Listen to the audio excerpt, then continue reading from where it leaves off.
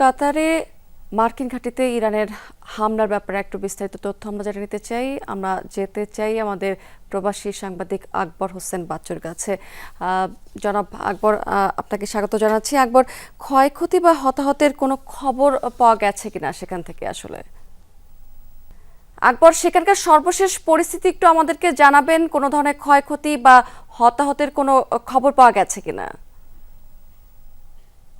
জি, আপনাকে ধন্যবাদ। আমরা আজকে যেমনটা কাতারে স্থানীয় সময় ঠিক মাগরিবের পরপরই আসলে কাতারে অবস্থিত যে মার্কিন যে ঘাঁটি রয়েছে সেই ঘাঁটিতে আমরা দেখেছি যে হঠাৎ করে মিসাইল আক্রমণ শুরু হয়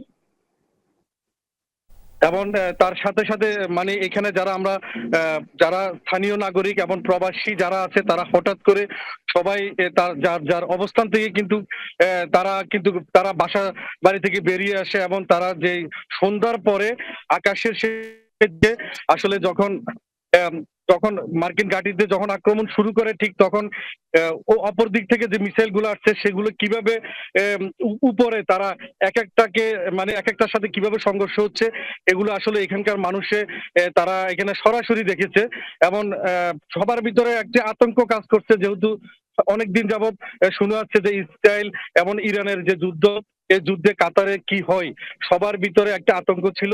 সেই আতঙ্কে আসলে এখানে প্রবাসীরা বিশেষ করে আজকে যখন মাগরিবের আগে এখানে স্থানীয় সোশ্যাল মিডিয়া সহ বিভিন্ন জায়গাতে যখন খবর ছড়িয়ে পড়লো যে বিমান যোগাযোগ বন্ধ করে দেওয়া হয়েছে, অর্থাৎ কাতারের সাথে কোনো দেশের কোনো বিমান চলাচল চলবে না, সেটি যখন কাতার স্বরাষ্ট্র মন্ত্রণালয় জানিয়ে দিয়েছে পর কিন্তু মানুষের বিষয়টা নিয়ে ব্যাপক আলোচনা এবং ঠিক মাগরিবের পরপরই কিন্তু আসলে যখন আকাশে বিকট শব্দের আওয়াজ শুনতে পাই তখন কিন্তু সবাই বেরিয়ে আসে।